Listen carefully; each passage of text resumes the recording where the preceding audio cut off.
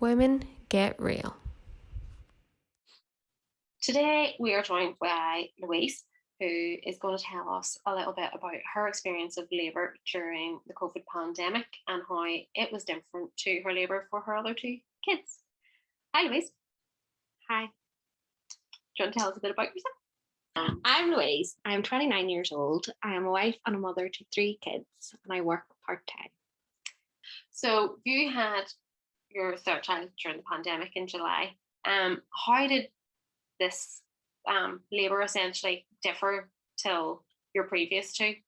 I was induced with the third at 38 weeks because Grace was huge in a nutshell, and the other two had been very small, so they were left to their own devices. But Grace was huge, and they decided that it was probably best if she came to help me along, and the fact that I'd already started to progress labour on my own.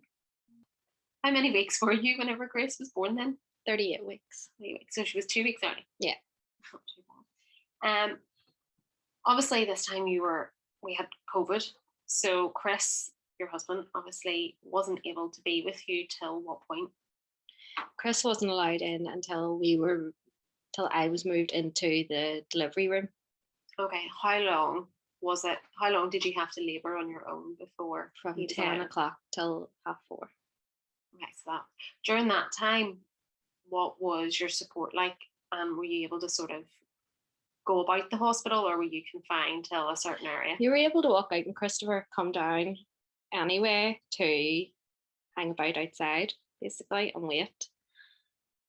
Because obviously you didn't there's know. No point in being at home and waiting on a phone call when he could be there, and was able to walk up and down to him, but it's not so easy when you're in labour walking up and down. And do you think it made your labour harder on you personally by not being able just to have him with you from the start? It was a lot more. It was completely different to the first two, because obviously they're there as soon as you get taken in,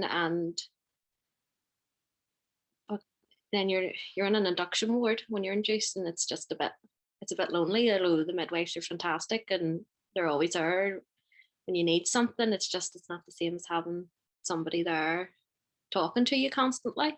Yeah, doing the whole reassurance. Yeah, I know that from my own experience. I suppose then you sort of had probably perhaps 8 hours, near enough 6 hours really, without him there. By the time you were getting moved to the delivery suite, what stage were you actually at? Not as far along as I wanted to be. With COVID and all, they're less likely to check you even when you're in active labour. So I don't know how far along I was at. I was in a lot of pain, and they kind of thought everything was going to move pretty quickly because she was baby number 3. And that's then when they decided, right, they would move me around. I actually went to the ABC, which is the Active Birthing Centre in the Royal, and they moved me around to there because I had already had the 2 boys in a home from home in the Ulster Hospital. Did Chris have to wear a mask for the duration of obviously you labouring?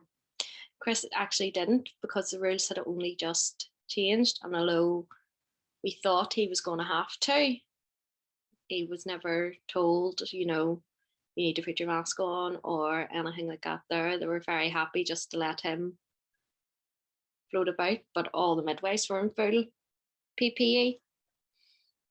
Was that strange, them being in full PPE compared to obviously the last time, or was it not much different in what they were wearing before? No, it wasn't much difference apart from like the aprons and face masks on. That was the only real different from before.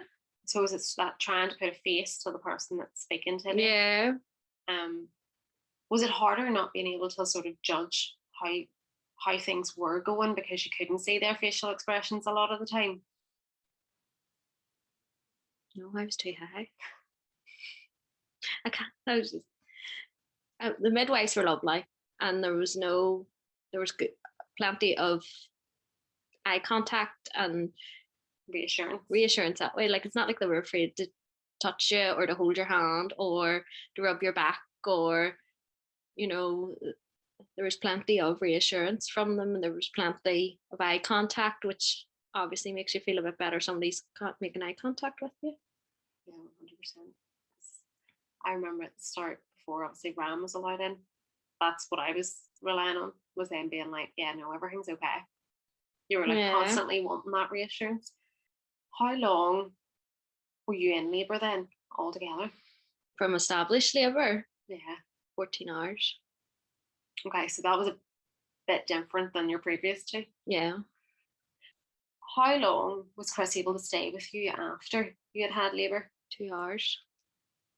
At that point then, was he just asked to leave? He wasn't really shoved out. He wasn't really asked to leave. But Grace was born in the middle of the night, and he had kind of said, look, would it be possible for me to go home and get a couple of hours sleep and come back? And they said, no, once you leave, that's it. Okay, so you can't get back in until you're lifting her, basically. You were lucky enough to get home the same day. Yeah, I had Grace after 12 on the 15th, and I was home at lunchtime on the 15th. That was a very quick in and out. I muck about. Get me home. Was Chris able to come up to the ward to collect you, or did he have to meet you at the door? Christopher was allowed up. There had been a switchover, and the midwife, when I kind of went to her and said, you know, my husband's downstairs ready to collect me, can I go on down? And she said about for him just to come on up, because obviously being in a birthing centre, a home from home, you know, there was different rules. They were a bit more relaxed, obviously, because there's nobody else. You're in a room on your own. You know, it's literally like a wee house you're in. Yeah, so you didn't have the whole open ward. No. So he was then allowed to come up and into my room. Due to being induced, obviously you knew you were going to be induced. Did you have to undergo then a COVID test and stuff before you went in, or did they do it upon you? They done it. I had to go down a day before they induced me for another sweep, and they did the COVID test then. Just so then that was it. It was out of the road. We didn't have to think about it. With regards to the whole COVID process, obviously, whenever you got home, then obviously before you'd had everybody at home. This time around, was it any different, or? It was a bit different in a lot of people kind of waited before coming. But it was July and a lot more things were relaxed. So we were able to have, you know, visitors calling and saying, and we also had nice weather. Yeah. So we were lucky with the outdoors as well.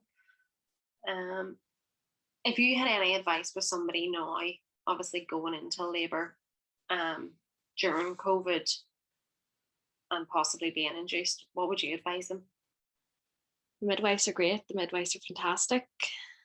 You know, there's no... Put your trust in them. Yeah, put your trust in them. Don't be afraid to say to them, oh, this has happened. Oh, this has happened.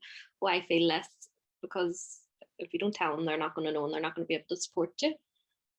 So it's just be as open with them as you possibly can. You don't have your partner with you to be open with, so make sure that the first two were kind of... He was there, so I was able to tell him, and he was able to tell the midwife. Yeah. Well, the first one, my mummy was with me, so... Yeah. Mummies are great. And then just not having it, it was purely relying on being open to the midwives, telling them how I was feeling, what way I thought things were going along, you know. Yeah, I think that's the big thing is like just be really open with them. Don't hide things. Yeah. I remember my numerous texts during my own labour of, have you told the midwife that? Have you told her? Well, thank you. Okay, thanks. There you go. Wasn't that bad, Louise?